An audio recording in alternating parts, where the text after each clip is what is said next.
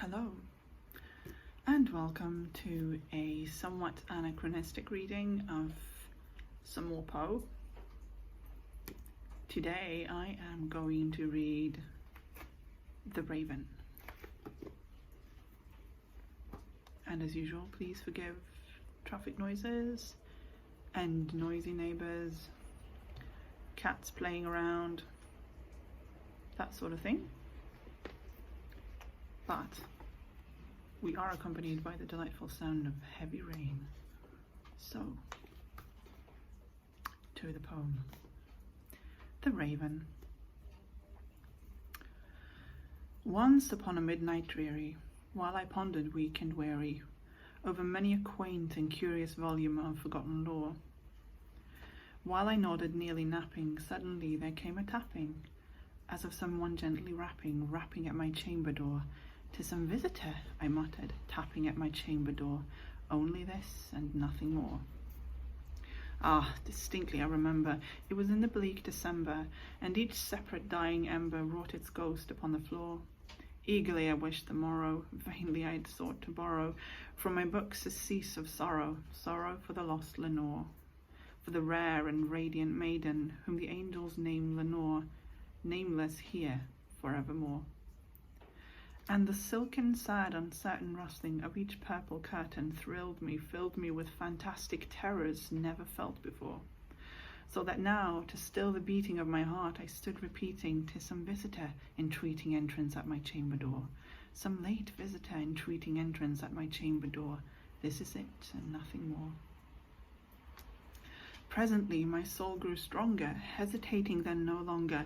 "Sir," said I, "or madam, truly your forgiveness I implore. But the fact is I was napping, and so gently you came rapping, and so faintly you came tapping at my chamber door, that I scarce was sure I heard you. Here I opened wide the door. Darkness there, and nothing more." Deep into that darkness peering, long I stood there wondering, fearing, doubting, dreaming dreams no mortal ever dared to dream before. But the silence was unbroken, and the stillness gave no token, and the only word that spoken was the whispered word, "Lenore." This I whispered, and an echo murmured back the word, "Lenore." Merely this, and nothing more. Back into the chamber turning, all my soul within me burning, soon again I heard a tapping somewhat louder than before. "Surely," said I, "surely this is something at my window lattice. Let me see then what the rat is, and this mystery explore. Let my heart be still a moment, and this mystery explore. 'Tis the wind and nothing more." Open here I flung the shutter, when with many a flirt and flutter in there stepped a stately raven of the saintly days of yore. Not the least obeisance made he, not a minute stopped or stayed he, but with mien of lord and lady perched above my chamber door, perched upon a bust of Pallas just above my chamber door, perched and sat, and nothing more. Then this ebony bird beguiling sat my sad fancy into smiling, by the grave and stern decorum of the countenance it wore. "Though thy crest be shorn and shaven, thou," I said, "art sure now craven, ghastly grim and ancient raven, wandering from the nightly shore. Tell me what thy lordly name is on the night's Plutonian shore." Quoth the raven, "Nevermore." Much I marvelled this ungainly fowl to hear discourse so plainly, though its answer little meaning, little relevancy bore. For we cannot help agreeing that no living human being ever yet was blessed with seeing bird above his chamber door, bird or beast upon the sculptured bust above his chamber door, with such name as Nevermore. But the raven, sitting lonely on the placid bust, spoke only that one word, as if his soul in that one word he did outpour. Nothing farther then he uttered, not a feather then he fluttered, till I scarcely more than muttered, "Other friends have flown before.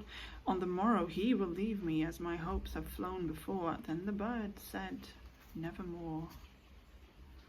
Startled at the stillness broken by reply so aptly spoken, "Doubtless," said I, "what it utters is its only stock and store, caught from some unhappy master whom unmerciful disaster followed fast and followed faster, till his songs one burden bore, till the dirges of his hope that melancholy burden bore of nevermore." But the raven, still beguiling all my fancy into smiling, straight I wheeled the cushioned seat in front of bird and bust and door. Then, upon the velvet sinking, I betook myself to linking fancy unto fancy, thinking what this ominous bird of yore, with this grim, ungainly, ghastly, gaunt and ominous bird of yore, meant in croaking nevermore. This I sat engaged in guessing, but no syllable expressing, to the fowl whose fiery eyes now burned into my bosom's core. This and more I sat divining, with my head at cease reclining, on the cushion's velvet lining that the lamplight gloated o'er, but whose velvet lining with the lamplight gloating o'er she shall press, nevermore. Then, methought, the air grew denser, perfumed from an unseen censer, swung by seraphim whose footfalls tinkled on the tufted floor. Wretch, I cried, thy Goth hath lent thee, by these angels he hath sent thee, respite and nepenthe from thy memories of Lenore. Quaff, oh quaff this kind nepenthe, and forget this lost Lenore. Quoth the raven, nevermore. Prophet, said I, thing of evil, prophet still if bird or devil, whether tempest sent or whether tempest tossed thee here ashore, desolate yet all undaunted on this desert land enchanted, on this home of horror haunted, tell me truly, I implore, is the balm in Gilead? Tell me, I implore. Quoth the raven, nevermore. Prophet, said I, thing of evil, prophet still, if bird or devil, by that heaven that bends above us, by that God we both adore, tell this soul with sorrow laden, if within the distant Aidenn it shall clasp a sainted maiden whom the angels named Lenore, clasp a rare and radiant maiden whom the angels name Lenore. Quoth the raven, nevermore.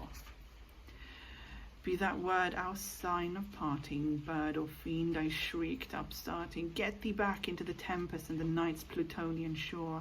Leave no black plume as a token of that lie thy soul hath spoken. Leave my loneliness unbroken, quit the bust above my door, take thy beak from out my heart, and take thy form from off my door. Quoth the raven, nevermore. And the raven, never flitting, still is sitting on the pallid bust of Pallas just above my chamber door, and his eyes have all the seeming of a demon that is dreaming, and the lamplight o'er him streaming throws his shadow on the floor, and my soul from out that shadow that lies floating on the floor shall be lifted nevermore.